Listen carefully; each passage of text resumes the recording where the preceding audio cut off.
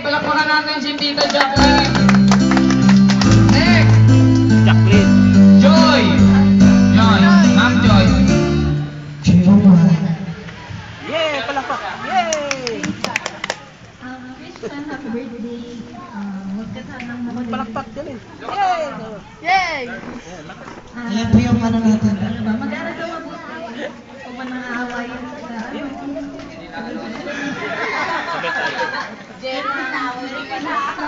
Yay! Happy New Year to you.